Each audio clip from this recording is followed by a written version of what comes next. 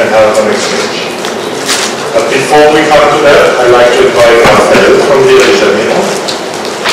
Raphael Albergarias is president of IPMA in Brazil, and at the same time program manager of the Smart City Initiative, a program in Rio de Janeiro. So he's actually involved in this. He was also the initiator of the IPMA initiative in smart cities, because he asked a very simple question. So what is IPMA doing about smart cities? And I said, okay, let's ask. And so many countries responded, and I found it very nice, so that we now have you here also on stage. He's also a professor. He's supporting the development of project program and portfolio management in his country, which is sometimes a struggle, I guess, but we will have to talk more.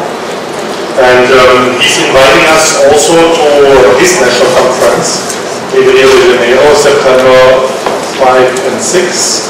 So you may be also inviting people to come to it. So please, Raphael. And applause for Raphael. Good morning, everyone. A simple question brought me here about smart cities initiative. 90% of projects in Brazil fails regarding smart cities. I started to work with the government in the social area to make the integration of social programs in the state of Rio de Janeiro. You to have an idea, the state of Rio de Janeiro is bigger in population and area than Portugal. That was our mission. So, and we're facing a problem that we have to find money to invest in the social area, and we developed some initiatives. Then I started to be responsible for science and technology in the state of Rio. And I discovered that we didn't fit any relation between the social area and the science and technology. So what we developed here is a bridge between research and development and the social area, trying to combine and to create social development and also economic development. So the case that we have here is to try to build an ecosystem which is very complex to do, and I found something in Brazil. We do not have clear regulations. We have problems with laws to hire this kind of approach, to hire technology. So we are facing a great and major opportunity in order to have and to bring investments and to find a way to deliver results. So that's basically about the case. So the program of Rio de Janeiro integrates a very big area. For you to have an idea, the city of Rio de Janeiro has 6 million people, and the metropolitan region we have 12 million people, just waiting to be fed and to have a lot of problems with pollution and waste. So we are starting a program now to try to understand how to use technology to create this social development. We have a lot of problems to develop because in a few years, we're going to have, in 2050, we're going to have 80% of our population in cities. So how do we manage it? How do we create value for it? And it's very interesting to face some colleagues of my government that do not have a clue what does mean project management or what it's about. So we face this situation. And keep in mind that number, 90% of projects in smart cities in Brazil fails because of lack of project management. So, the city of Rio de Janeiro, we had a golden age. We had the Olympics, we had the World Cup, all in a set of 2 years. And then we had the Confederation Cup. So we had in 3 years, 3 major global events. So the city started to create a center for command and control that could unite and integrate all the cities. So it was done. Brazil, specifically the city of Rio de Janeiro, one among the 7 smart cities in the world. But the problem is, what do you do next when the Olympics come to an end? How do you keep this moving? How these investments that are now in operational phase should remain? So these major events created incredible and fast development for our area. But the problem is, this was very poor managed. We have an ability in Brazil, that's, I guess, our major strength and our major weakness. We're very good at executing, but we are very poor at planning in long term. So we solve problems in the short term, we created a solution, but for that moment and specific time. So that's the reason why I came to IPMA and say, well, can we use our global strength to change and exchange technology, not IT or the technological stuff. I'm here to talk about the managerial approach, about management, because we do not have managers that are able in Brazil to deal with one simple word, which is complexity, that I'm going to talk about this later on. And this kind of project is very complex because we're not talking about just the interest of population or the politician. You have also the companies, you have also the syndicates, which are very strong in Brazil. So you have a lot of interested parties, a lot of stakeholders to manage. So most of the times projects fail because we just listen them. We do not listen to them, we do not care about it. So that's a problem that we're facing about this kind of management. We won a prize from ASA, having a very well structured command and center control. Technology is not missing, we have technology. Of course, I know that here in South Korea, you are one of the best in the world, and maybe we can exchange, but the basic technology, we have it, it's working. But the problem is, what do you do to manage it and to create value for it? Most projects in Brazil, at least in the government, we have a problem. The problem is, most of the time, people just manage for themselves. They do not manage for the population. And we need to change it. But to change it, you have to take government, you have to take the civilian, and you have to take the universities in order to bring all together and associations to make this move forward and to have strength enough to make it go. Because if you put this weight just in one size or one pillar, you are going to mislead what you need. So we need to combine this strength together in order to improve this. That's the reason why I guess to use an association like IPMA, to bring this to the state and to discuss this in a global approach. That's what's going to solve the problem. Not to try to find a solution by itself, but to be collaborative as we are doing here. So, the governor in Rio, he decided to merge two secretaries. It's the Science and Technology and the Social Development. So we have to face a problem. So how to use the same budget? You have to choose a child that has not food, or you're going to invest in a lab. That's the major problem that we have when they merge this one. What do? You let the elder alone, not to use the budget, or you invest in research and development. That's a very problematic issue that they created, merging these two areas, because they are very different in nature. So what we started was to try to create and use the science and technology to develop the social area in order to create value and to be understood by population, because most of the population in Brazil do not care about science and technology. It's a shame to me to say that, but it's very problematic because we have so many social problems. So when it starts to use technology to solve issues, real issues in their daily lives, people start to pay attention and you gain a lot of strength. And that's very good because you can now have some businessmen that are very interested in developing these areas. because they understood that you can create the social value with economic value with the environmental issue. And the state of Rio de Janeiro, taking the case of the city of Rio de Janeiro, started to create a set of command and control that you have all the policy, firefighters and all inside the same area, but not specifically for developing intelligence behind it. It's more to be more responsive than to do something with information. So if you see the area of Rio de Janeiro, we have a lot of mountains. You have a very beautiful sea.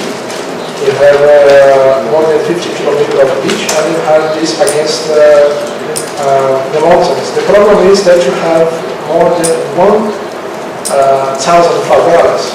That's the reason why I care so much about social development, because when you have to face a population of 2 million people in slums, you have to find a way to develop something in order to create value for them. So we started to create an integrated security with many nations. We took from London, we took from Mexico, from Madrid, and we started to find our own path to make it happen. The problem is the mandate has changed. Now we have a new government. So the new government do not give strength enough for this approach. So if you do not put this in the civilian approach, and if associations do not help these civilians to develop and the businessmen in order to understand the value that you have through the project program portfolio management, we are not going to succeed this, at least in Latin America. So we developed a program called Rio Estado Inteligente, which is the state of Rio de Janeiro by itself. And this was created to try to unite and to combine a lot of stakeholders. And it's been very successful for now. When they created this, we had money from the World Bank in order to make a map of the metropolitan area of Rio de Janeiro. So we started to combine and to talk with mayors in order to understand what kind of problems they had and how to use this mapping, this landscape mapping, in order to create value for them. So this is the area that you have around Rio de Janeiro that you were talking about. So all these municipalities, we have 21 municipalities that now we are talking with in a very complex approach, in a social approach. That's the reason why we need the methodology developed for the implementation of smart cities, because most of the municipalities has a lot of difficulties in order to understand how to implement it and how to hire it, how to do a PPP in order to make it happen. It's very complex for most of them. To give you an idea of the political environment in Brazil, we have 35 different projects. So it's very complex to manage them, and most of the mayors are from different projects. So when I'm at the state level, to talk with the municipality, it's very complex. If we find a common ground, that's what it can make it happen. To find a common ground, to find a methodology of implementation.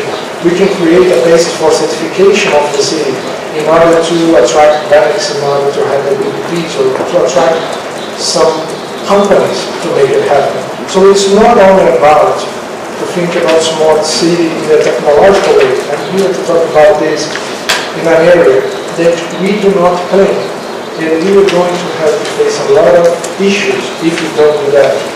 But it's very interesting because universities in Brazil are very interested in having this development or trying to create a protocol for research and development for areas that we can move fast and forward together in order to face it. That's my challenge today. I started by myself this program, and I had my strength in this one because the governor likes me a lot because of some jobs that I did and some results that I got from the social area. That's the reason why I got credit. But it's one man army. Now it's starting to be more than one man army. Now we have 10 people working this program, trying to combine, and it's very interesting because with this effort, with this day that we made the signature, we created environments for having more than 1,000 people looking for it. It's very interesting, just because one signed, you believe in something, you have to do it. But the problem is, the approach that we have today, this web of stakeholders, is very complex. There is a concept that I heard in Netherlands in 2014, what was the World Congress of IPMA, from the princess of Netherlands. She said that project management is about the alignment of interests. It's a very interesting concept if you look back there, because you have to understand how these people and which interests do we have. So we are talking now to the young people who develop technology, and they are responsible. We are using universities and the state in order to create some value, and now we develop a lot of apps in trying to understand what's our problem and how we can manage to have the economical evaluation of the area, and to see if we can bring some PPPs with companies in order to solve a lot of problems.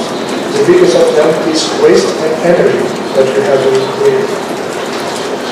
So when you deal with complexity, that's where IPMA fits. It's very interesting in this approach. I'm not saying that because I am for IPMA. I'm saying that because I believe that so much that I'm here advocating for that. When you look for complexity, you have two kinds of complexity. You can talk about the technical complexity. And I'm sure that engineers can handle it. The P&D areas, the research and development can make it happen. But what about the social complexity that we have here? How the cultures behave, where is the power, how does it happen, how do you convince people to move this forward? When you have a lot of players, where is the case of governance, how to make the right people go for the right decision in order to have this in a global sense, not to themselves. So it depends major, basically, of culture. In Brazil, we have a problem of individualism, but most of cultures has that too. If you go to Latin America, it's very self-centered. When we give this kind of approach and we try to bring a methodology that do not take this in consideration, we are not able to manage it. To have an idea, I have to use a lot of my energy about this contextual, behavioral, and technical approach, which is basically the eye of competence of IPMA. It's the integration of these two pillars. What is the business, who are involved, and which technology for management are going to use. So you're going to achieve the result. But as for us, just said, are different people for different interests, for different parts of the world. So how can we manage it? You have to understand a scale of complexity and how this web of stakeholders can be complicated or complex. You have to understand and map this very well. And it's very interesting because no matter how many efforts you do for that, you're not going to be able to make it. So how do you use project management to map it? It's to create a way of people to believe. We had a term that was invented in Netherlands, the psychological contract. Psychological contract is when people trust each other. It's about smart citizens. So when you find out a way to spread project management for society and explain to them that you can create value for them, if they can understand this and can make it happen, you're going to be able to move forward. If you don't do that, it's very rare that you can achieve success as it is in Brazil. So I started to study very deeply complexity, and it's very interesting. I made a study myself for my PhD, trying to map this for stakeholders. And it's very interesting. I tried to understand the impact of project management for stakeholders, specifically for the client. And in Brazil, I found that there is no impact. If you use a lot of project management, they do not care. So it's a problem. So there is another issue that I found out. People care about trust. In Brazil, if I trust you, I do whatever you want to with or without a contract. But if I don't trust you, no matter the contract that I have with you, it's not going to be done. So we have to find a way to create this psychological contract through project management and try to engage and develop a methodology paths that we can use that can be adapted to each different cultures around the world, but can give quality and transparency for the operation that we do. So try to understand that. I started to use in Brazil, in Rio de Janeiro, the adaptive approach. So we started to use Agile. We go by sprints and go to understanding with the mayors what do they need, what do they want, and try to create a way in order to put this in a roadmap and create a portfolio that can be managed and can be understood by them. So by doing that, the problem is this dynamic requirements. We have to understand what kind of interest do they have. We have a very interesting approach that is how people is going to perceive and to understand the mayor that is doing that. So we are creating and develop some kind of award for that. So we have a partnership with Sebrae that created an award, a national award for that. And now it's very interesting because when they won a award, they started to engage. So very simple thing to do, nothing to do with technology, but a lot to do with the social complexity. So we basically these three pillars in order to make this happen in Rio. You must have a way to be transparent and to have a track, and you can have inspection, and then you can have adaptation. If you do not have that to have a track, you cannot be able to manage it properly.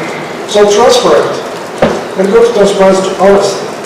We Brazil are facing now a very, very interesting moment in our history.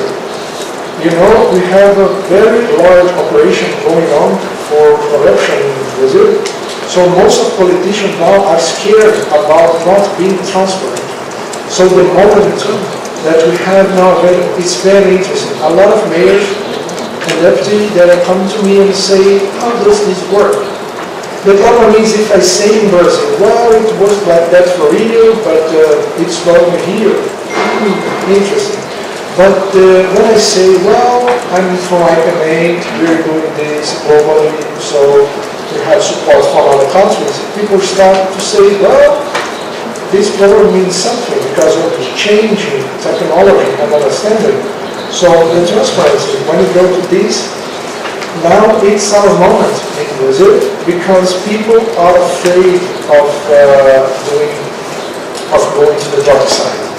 So it's the first moment in history, in 500 years, that we are having transparent business with government. That's the reason why I started this program, because back then it wouldn't be possible because people wouldn't do it. That's the reason why I am the government trying to make this move forward. That's the reason why you have to find a way to inspection, to see and to create a way for further development. And this is the life cycle of the project. It must be seen and be understood that it's not about the project, it's about the operational part as well. It's about how we manage the project and how we're going to sustain it against time and to maintain it. The problem in Brazil, as I said before, we look for today, we're not looking for tomorrow. So that's the reason why we need a way to make a clear inspection in order to make this move forward. And the last pillar that we found is, okay, we must adapt. You know, the world is changing fast, very fast. If a guy from the US starts to shake hands or do something with whatever he wants to, you can change dramatically the political situation of any part of the world. If you start to create barriers instead of bridges, you're going to make it work. But now we are facing a moment in history that are united as human beings.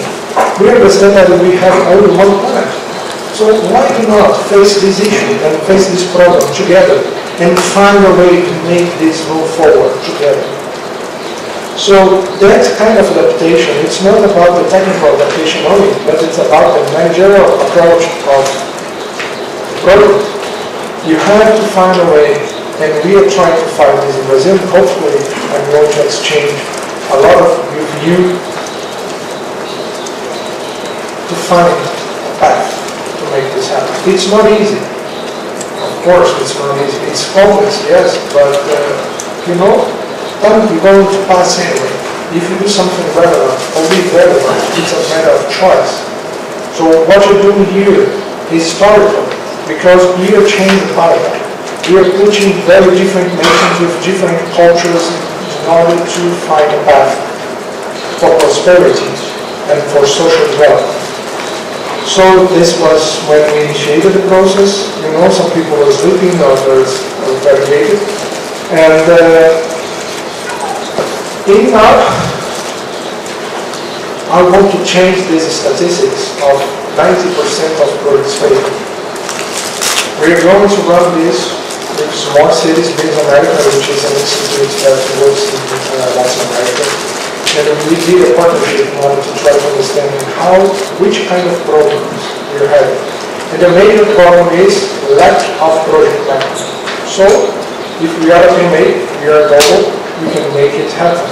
So that's what I'm here to invite you to do, to help us to think in a way that we can solve this all together on a global level. And I'd like to see you in Rio. It's going to be in September, 15th and 16th of September. We're going to have discussions about management, of course. We're going to discuss about innovation and smart cities and how to put this all together. It's not different concepts, it's one. It's a triad. If you look for that, we're changing the way that we work. The labor relations are changing. The way that we work, that we behave are changing. And the cities must respond to that. The relations with all, companies, government, individuals, society, all of that is changing. So we must change together. So thank you very much.